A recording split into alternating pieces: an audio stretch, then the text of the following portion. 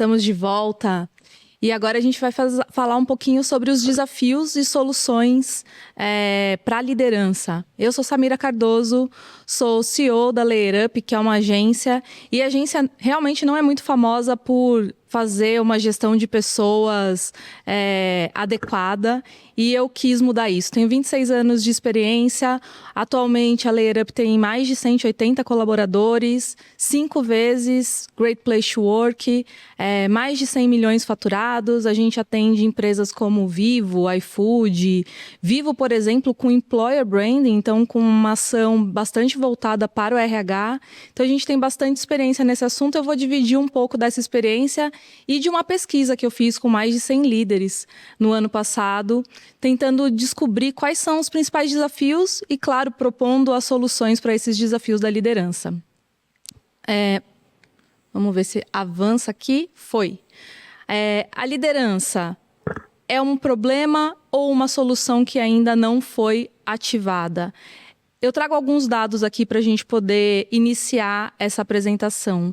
85% dos gestores nunca receberam treinamento formal. Isso é uma informação do Gartner. Então, a gente percebe que hoje a liderança, ela de fato, ela é mal assistida. Embora a gente tenha aqui eventos e empresas de treinamento, etc., a gente está falando de um mercado que é muito mal assistido. 82% das empresas escolhem o perfil errado para cargos de gestão. Então, além de não ter um treinamento, ainda tem um perfil desalinhado. E só 14% dos líderes do Brasil tiveram algum treinamento prévio antes de assumir as posições. Quando a gente encontra esse cenário, a gente pensa o seguinte: quais são os principais pontos aqui que estão causando esses desafios, né? Esses problemas que a gente vê na liderança? Primeiro ponto, a gente promove o melhor técnico. Geralmente é assim que se dá uma promoção. Então, alguém se destaca muito na carreira técnica e é promovido a líder. A gente perde o nosso melhor executor, mas a gente ganha um líder inseguro, um líder que não está preparado, um líder que não está pronto, eventualmente um líder que não tem skills comportamentais para ser líder, um líder que vai receber, por exemplo, feedbacks como: ele é um líder tóxico, ele não reconhece o time, ele não consegue bater meta, ele não aplica feedback, ele se relaciona mal com as pessoas. E a gente vê isso acontecer o tempo todo.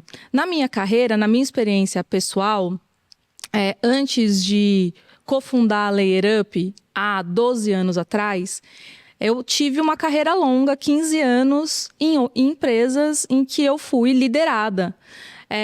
E muitas vezes por perfis de líderes que eu diria coisas muito parecidas. Líderes que cobravam e que não desenvolviam, líderes que muitas vezes articulavam de uma maneira agressiva, líderes que não tinham um comportamento como líder, mas provavelmente eram bons executores ou bons de relacionamento e acabaram ascendendo a liderança.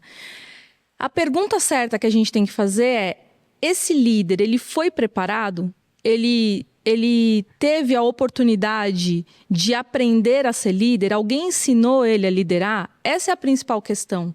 Talvez, olhando para a Samira de 20 anos atrás, são 26 anos de carreira agora, então lá no início da minha carreira, as críticas que eu já fiz a algum líder que tive, talvez tivesse ter sido feito na verdade, para a empresa, né? E não para a liderança. A empresa treinou aquela pessoa, escolheu direito aquela pessoa. E se a resposta for não teve treinamento, o problema não é do líder, é desse sistema, é dessa mecânica que a gente vê acontecendo nas empresas até hoje. Muito bem. O ano passado, eu fiz uma entrevista, eu fiz algumas entrevistas, mais de 100 entrevistas com lideranças, tanto no nosso podcast, na Layer Up, como também no LinkedIn. Procurei muitas lideranças, troquei, e eu estava muito empenhada em descobrir uma informação específica da área de marketing. E aí eu falei com muitos líderes para entender os principais desafios, mas isso veio um contexto muito maior do que o contexto de marketing, veio muito mais um contexto de liderança. Então, o que eu percebi que são os principais desafios da liderança dentro dessa minha pesquisa? Primeiro, é uma enorme resistência à mudança. Geralmente, os líderes, que estão há muito tempo dentro de uma empresa, né, numa posição, eles têm por hábito dizer, pô, sempre foi assim, aqui a gente sempre executou desse jeito, isso sempre deu certo. Então, tem uma resistência à mudança e vem junto com uma falta de integração com as outras equipes. Então, tem silos organizacionais que acontecem e que existe pouca articulação e uma visão muito local. Não tem uma visão global do negócio, tem uma visão muito restrita à sua área e um pouco interesse em mudar aquele padrão. Isso acontece em muitas empresas de portes muito diferentes, mas tem como padrão exatamente essa mesma sequência. Quando existe isso, a gente tem um líder bastante inseguro e que acaba sofrendo uma pressão top-down. Então, como ele não bate metas, ele entra dentro de um ciclo vicioso e ele vai sofrer uma pressão top-down. Então, vai vir ali um executivo, o líder do líder, dizer como é que ele tem que conduzir a operação dele. E, consequentemente, a competência dele é muito questionada, ele vai ficar bastante inseguro. Então, vamos abrir um pouco esses tópicos, né? Primeiro, falando dessa resistência à mudança e a falta de integração com outras empresas. O primeiro ponto aqui é que quando a gente faz uma gestão por intuição, ou então por um conhecimento empírico, o que eu aprendi sempre foi assim, sem um planejamento estruturado, a gente pode até obter alguns resultados pontuais, mas vão ser resultados ordinários. A gente não vai conseguir fazer nada muito, muito grandioso. Para que a gente tenha realmente alta performance, para que o líder tenha alta performance, ele precisa ter um planejamento estratégico bem estruturado e integrado, entendendo quais são as necessidades das outras áreas, cascatear a informação na dose certa para o seu time, para as outras equipes, dirigir projetos e pessoas ao mesmo tempo. Então, ele não fica só focado na parte técnica, em fazer com que o projeto seja perfeito. Ele também precisa olhar para o time e desenvolver esse time, gerenciar esse time, liderar esse time, né? Construir um time de colaboradores autônomos, então, garantir que ele não seja um grande centralizador, que ele consiga, de fato, ouvir a sua equipe, colocar um fim nesses silos e ter uma visão global. E, por fim, ele precisa de uma gestão baseada em dados, porque é isso que vai garantir para ele que o planejamento estratégico dele seja realmente eficiente. Eu vou mostrar com um pouco mais de detalhes essa parte da gestão de dados à frente, quando a gente falar das soluções. Mas aqui alguns dados que são importantes. 22% das empresas brasileiras usam dados de forma estratégica, ou seja, 78% não usa.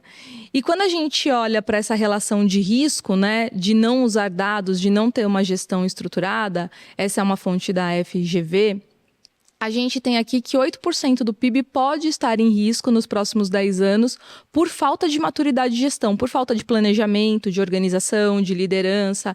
Então, o Léo estava falando aqui anteriormente, né, na mesa que ele estava conduzindo, exatamente sobre esse ponto de como que a gente trata o RH não como algo de incentivo e precisamos aumentar o engajamento, mas de fato é um resultado para a empresa que a gente busca e aqui tem dados muito concretos dessas instituições que são sérias.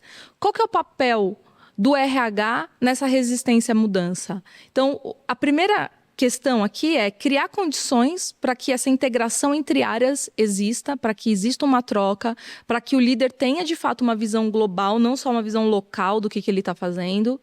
E também preparar esse líder para a mudança, mostrar para ele que é natural, é comum que ele tenha que se atualizar e mudar e refletir sobre isso. É preparar esse terreno para que isso aconteça. A gente tem ainda esse ciclo vicioso que acontece por um planejamento que é baseado em intuição, aí vem uma execução sem consistência, ou seja, sem muito ritmo de execução, as pessoas vão fazendo, não sabem exatamente o que estão organizando.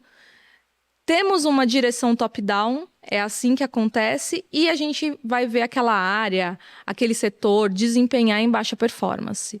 18% dos trabalhadores do Brasil, eles estão engajados. Então, a gente tem um volume enorme de profissionais e gestores ainda mais desengajados nessa pesquisa que foi feita pela Gallup. Então, qual que é a grande questão do desengajamento? Falta de autonomia, muito top-down. E isso vem, muitas vezes, de alguém que está trabalhando sem ver crescimento. Está dentro de uma área que ela não percebe, não se estimula, não tem vontade de desempenhar, porque não consegue também ver um trabalho melhor sendo realizado. Muito disso por conta dessa desestrutura em planejar, executar, e aí vem o top-down. Muitas vezes também esse top-down acontece porque existe uma meta que está superestimada e essa meta vai ser cobrada e o gestor vai ficar fazendo e mudando e pivotando o projeto para tentar chegar lá e vai vir um top-down e vai mudar tudo. Qual que é o papel do RH? Muitas vezes o papel do RH é compreender se existe espaço dentro dessa empresa para ele contestar a meta que está sendo estipulada para esses times, né?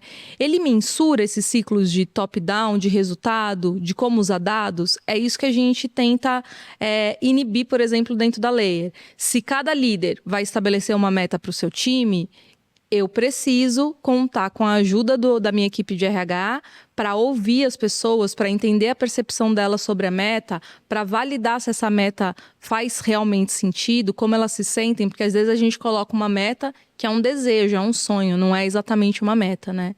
E aí, se não existe isso, a gente vai ver os líderes se desesperando e atuando de um jeito equivocado. A gente também tem nesse ciclo de desafios, a competência dessa liderança o tempo todo questionada, sem treinamento, sem preparo, muitas vezes com metas que são desejos dos altos executivos, né, da empresa. E aí, o que a gente percebe? 84% dos executivos se sentem despreparados para liderar, ainda mais nesse cenário de incerteza que a gente tem aqui. E quando a gente olha para confiança, 76% dos líderes acreditam que os liderados confiam neles, mas só 57% dos liderados confirmam essa confiança. Então, assim, a gente tem um volume enorme de pessoas que não confiam nos seus líderes, que não percebem essa autoridade e essa capacidade de gerir. E aí a gente está falando aqui de como que a gente vai desenvolver um excelente técnico. Às vezes uma pessoa que é muito boa tecnicamente, que não tem exatamente todas as habilidades, como que a gente vai desenvolver ele para que ele seja um bom gestor? Ele pode se tornar ali um gestor inseguro, centralizador, e quando a gente vê isso, a gente precisa compreender, vai desengajar o time, vai gerar desconfiança, vai gerar top-down, vai gerar desengajamento geral, e isso é um problema. Então, o papel do RH, quando a gente enxerga essa centralização no líder, né, e a gente tem que comparar isso com uma falta de suporte, de preparo. Então, como que essa liderança? Ela está centralizando muito, ela não tem capacidade de delegar, ela está insegura na formação do time dela, ela é muito boa tecnicamente, ela acha que só ela vai saber resolver, ela não é um bom líder, ela não consegue passar e transmitir a informação correta para o seu time e fazer aquele time funcionar. Então, a gente precisa desenvolver esse líder, a gente precisa treinar esse gestor. Então, esse é o papel, conseguir identificar esses pontos. E aí, quando a gente vê essa sequência, né, de problemas, e dentro da Layer, evidentemente, a gente viu muito isso, e na minha experiência profissional, eu vi muito isso acontecendo em muitas empresas pelas quais eu passei, e eu tive, por exemplo, a oportunidade de trabalhar em grandes empresas, como, por exemplo, a Editora Abril, que na época era a maior editora da América Latina, uma empresa de milhares de colaboradores, e uma estrutura que, naquele momento, realmente atuava dessa maneira como eu estou explicando aqui, né? De uma maneira bastante trazendo ali a liderança, os profissionais mais técnicos e não trabalhando o desenvolvimento desses líderes. E aí, quando eu fundei a Layer, eu olhei muito para isso e pensei assim, junto com a minha sócia, com a Letícia. Cara, eu queria muito trabalhar numa empresa, fundar uma empresa, organizar uma empresa na qual eu gostaria de trabalhar. Na qual todos os problemas que eu vi, todos os desafios que eu vi ao longo da minha carreira, eu gostaria muito que a gente resolvesse esses desafios de alguma forma, que a gente trabalhasse em cima disso, que não fosse só uma empresa voltada para o crescimento financeiro, mas também para o desenvolvimento de pessoas junto com esse crescimento. E aí, a gente estruturou essa matriz para analisar as nossas lideranças, a nossa própria liderança e, claro, os líderes que a gente vem formando dentro da empresa. Então, a gente olha nesses parâmetros. Primeiro, como ele prepara a equipe, as metas, o time, como ele mede isso, como ele acompanha, como ele envolve essa equipe, qual a responsabilidade que ele assume e como ele está equilibrando entre projeto e gestão de pessoas. Então, no nosso ponto de vista, um líder fraco, por exemplo, ele vai ter metas irreais, enquanto um grande líder, ele vai saber projetar boas metas e trazer uma visão de futuro mais assertiva. Ele consegue fazer isso, ele é analítico. Ele precisa, além de saber lidar com pessoas, conseguir gerenciar bem. Ele precisa ser analítico para isso, ele precisa medir. Um líder fraco, ele é imprevisível. Um bom líder, ele já fornece status, ele acompanha o projeto. E um grande líder, ele além de fazer isso, ele ainda gera insights. Quais são os nossos próximos passos e como isso se dá. Quando a gente fala de envolvimento, claro, um líder fraco, ele é autoritário. A gente vê ainda muito, encontra muito esse autoritarismo nas empresas. Já um grande líder, ele potencializa a equipe. Ele permite que a equipe cresça, se desenvolva e seja até melhor do que ele. Porque é isso que a gente precisa fazer, né? O nosso time muitas vezes vai ser melhor que a gente tecnicamente e isso é importante que o líder entenda, compreenda. Quando a gente fala do ponto de vista de responsabilidade, um líder fraco, ele transfere a culpa, enquanto um grande líder, ele é transparente, ele é responsável, ele assume. E quando a gente fala de equilíbrio, um líder fraco, ele está 100% focado no projeto, em realizar o projeto, em desenvolver o projeto, em gerenciar o projeto. E enquanto um bom líder, ele vai cumprir feedbacks, um grande líder, ele vai montar e acompanhar um plano de desenvolvimento individual. Então, se a gente tem pontos a que medir, a gente consegue entender aonde está falhando cada um dos nossos líderes, né? E é importante ter uma matriz, ter uma metodologia como essa para compreender o que eu espero do líder em cada um desses pontos. Quais são os pontos que a sua empresa avalia? Essa é a avaliação que a gente faz dentro da Layer. Então, avaliar a liderança, por exemplo, é papel da RH, coletar esses dados, ter um projeto claro de desenvolvimento de grandes líderes, aonde a gente quer chegar, aonde a gente está hoje. Eu tenho hoje um líder autoritário, qual que é o próximo passo? Né? Talvez eu não consiga chegar ali num grande líder imediatamente, mas eu sei qual caminho eu preciso percorrer. E aí, quando a gente viu todos esses desafios e já fez uma primeira formatação de visão sobre liderança para nós, a gente conseguiu construir uma metodologia bastante proprietária de gestão. E a base da nossa metodologia é o que eu vou mostrar para vocês aqui nos próximos slides, mas passa por uma tríade de gestão. Vou explicar isso no detalhe. A gente também fala de carreira em Y, carreira em T e, de novo, gestão de dados, né? Gestão baseada em dados, gestão data-driven. Então, para começar aqui pela tríade de gestão, o que isso significa?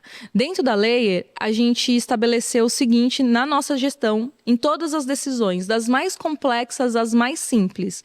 Então, desde investir em construir uma nova unidade de negócio, até se a gente vai emendar o próximo feriado, sim ou não, todo o nosso processo de decisão passa por essa tríade que é: a gente precisa equilibrar, equalizar as necessidades desses três grandes atores do nosso negócio, que é a própria empresa, a meta dessa empresa, a meta financeira e os nossos objetivos de longo prazo.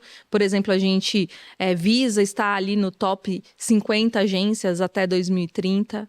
A gente olha também para as necessidades do nosso cliente. Como uma empresa de serviços, a gente precisa considerar, com certeza, ali toda a excelência, a entrega do time, o envolvimento da equipe, isso é bastante importante, mas um modelo flexível, inovação e parceria. E a gente precisa, óbvio, colocar aqui um ator importantíssimo, que é o nosso time, são os nossos colaboradores. Então, garantir a nossa cultura, o que a gente chama dentro da Layer da construção do nosso Dream Team. A gente realmente se posiciona dessa forma. A gente fala que mais que uma agência, a gente é um Dream Team. Então, a gente precisa construir isso com bastante seriedade, né? Sendo competitivo em benefícios e salários, garantindo diversidade e reconhecimento desse time, desenvolvimento de lideranças, etc. Então, todo o nosso processo de decisão passa por olhar se, na hora que eu tomar essa decisão, como que fica o negócio, para os clientes vai ter algum impacto e para o time. Se algum tiver um impacto muito grande, a resposta é não. Então, isso já começa a trazer uma visão mais equilibrada. Então, não importa se o cliente quer muito, para a empresa vai ser muito lucrativa, mas para o time vai ser um grande sacrifício, a resposta é não. Ou se o contrário, vai ser ótimo para o cliente e para os colaboradores, mas para a empresa vai ser um grande prejuízo, a resposta é não. Então, a gente tenta sempre tomar as nossas decisões de uma maneira muito equilibrada. E dentro dessa visão, a gente constrói o nosso propósito, que é crescer com alma, escalar com cultura e liderar com inteligência. Isso está descrito nas nossas políticas internas. A gente usa essas premissas, né? A gente precisa compreender que quando a gente fala de colaboradores, desenvolvimento de pessoas e ter uma análise completa da nossa empresa, não olhando só para o resultado final, mas para os clientes e para os colaboradores também, o quanto de impacto a gente pode ter. Tem um dado aqui da Fundação Dom Cabral que fala que uma empresa com uma excelente gestão, ela pode ter um EBITDA até 2,6 vezes maior, superior do que a média. E aí a gente está falando também, por exemplo, na Europa, a gente tem um outro dado aqui, que as empresas que investem em dados e nessa construção de competências do time conseguem reter muito mais, diminui o turnover e também aumenta em mais de 200% a receita. Então, a gente está falando de uma construção holística que passa fundamentalmente por transformar essa empresa numa empresa de potencial de alto crescimento. Um outro pilar importante da nossa solução para todos esses desafios é compreender que a carreira dentro da nossa equipe, ela vai ter caminhos diferentes. Ela vai ter caminhos tanto de gestão quanto uma trilha técnica também. Então, os primeiros cargos são analista, o que a gente chama de analista master, que talvez em algumas organizações pode ser um supervisor, por exemplo, mas a gente compreende que nem todo bom técnico vira gestor. E não precisa, dentro da Layer não precisa. A gente tem essa trilha técnica que ele vai virar consultor, especialista e o que a gente chama de embaixador, que equivale a um diretor, né, dentro da nossa organização. E tem quem vai seguir a trilha de gestão, coordenador, gerente, etc. Para isso, a gente também tem dentro da empresa como desenvolver essas pessoas. E a gente usa muito essa metodologia que é o conhecimento em forma de T. Então, a gente entende que a gente precisa ter um conhecimento amplo, conhecer várias frentes e uma parte do nosso conhecimento profundo, que é o conhecimento de especialista, né, em alguma frente. Aqui, por exemplo, um especialista em estratégia de conteúdo. O líder, ele precisa ter profundidade em gestão de pessoas, em desenvolvimento, em cultura. Ele precisa, claro, conhecer tecnicamente sua área, mas não necessariamente ser o melhor técnico. Mas ele tem que ter profundidade em gestão de pessoas. E ele precisa ter muita amplitude. Ele precisa ter conhecimentos em dados, em comunicação, em estratégia, em tecnologia. Ele precisa conseguir circular em vários temas. E isso é importante. A gente tem outros dados aqui interessantes. 51% do orçamento de treinamento e desenvolvimento no Brasil é destinado para líderes. Mas, quando a gente compara Brasil e Estados Unidos, por exemplo, no Brasil a gente tem um investimento de R$ 1.200 anual por colaborador em desenvolvimento, enquanto nos Estados Unidos esse investimento passa de R$ 6.000. Então, assim, a gente ainda investe muito pouco em trazer informações de amplitude para o nosso time e principalmente para esse líder. E o último ponto aqui é a questão da gestão data-driven. Então, dentro do RH, por exemplo, eu quis trazer um contexto aqui muito próximo do RH. Quais são os dados que a gente precisa acompanhar? Isso precisa estar claro, o seu dia a dia do RH, né? NPS clima, turnover, produtividade, PDI. A gente precisa compreender isso e entender que as empresas que acompanham dados, que fazem gestão baseada em dados, elas também crescem mais, acima da média, 15%, 25% acima da média. E aí a gente também tem aqui os colaboradores que não confiam plenamente nos seus gestores, mais de 43% são aqueles que identificam um gestor que está tomando decisão baseada em intuição e não em dados. Então, para mudar isso, a gente precisa compreender essa questão da gestão data-driven com profundidade. Um líder que não sabe usar dados, ele acaba sendo refém da opinião dos outros ou da própria opinião sem muito contexto e embasamento. E se um líder não olha para os dados também, ele vai gerir com base em achismo. Qual que é o processo ideal? Planejar.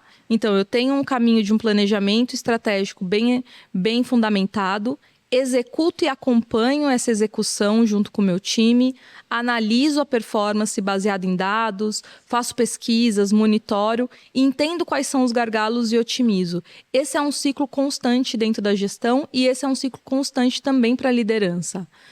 E quando a gente fala em metas, a gente precisa ter uma visão muito clara sobre o que são, como que a gente constrói as metas, né? Como a gente fundamenta elas. Primeira parte eu tenho que ter uma visão estratégica clara da organização, o que ela precisa, tenho que ter um contexto do meu setor também, um contexto real.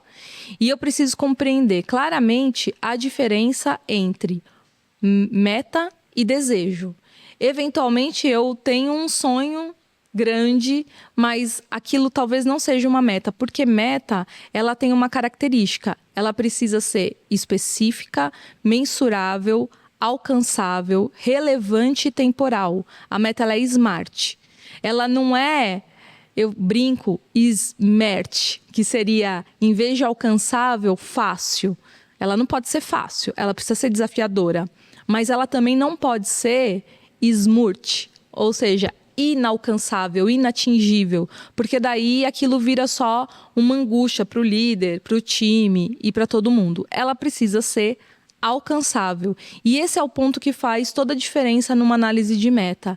Então, por exemplo, aqui, eu posso construir uma meta assim, quero melhorar o engajamento do time.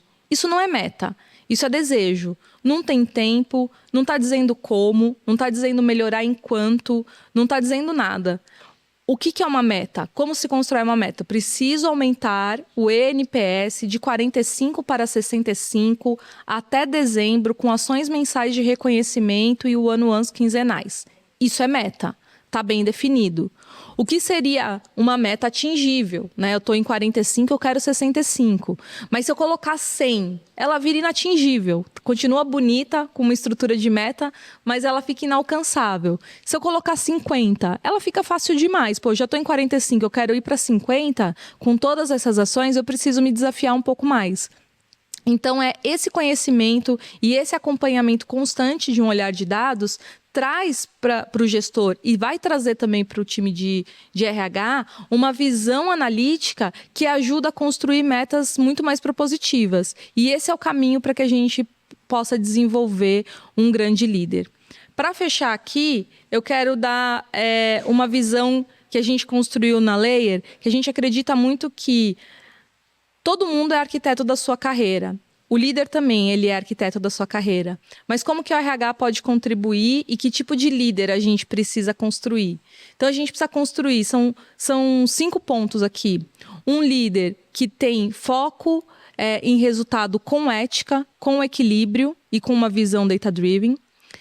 Ele desenha a própria carreira, ele busca conhecimento também, ele se desenvolve e desenvolve o time, ele usa dados, ele usa metodologia para isso, ele constrói metodologia. A gente precisa ter alguém que tenha interesse em fazer essa gestão.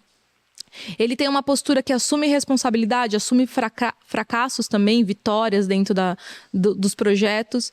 Ele ouve, ele faz o down top. ele ouve a base, ele apresenta planos viáveis, ele tem uma visão global, ele se conecta com outros setores para construir a sua visão de liderança e ele se comunica com muita clareza, ele se comunica com propósito, ele elimina ambiguidades. Quando ele estabelece meta, é muito claro a meta, aonde quer chegar, até quando, como que a gente vai construir isso, qual que é o projeto.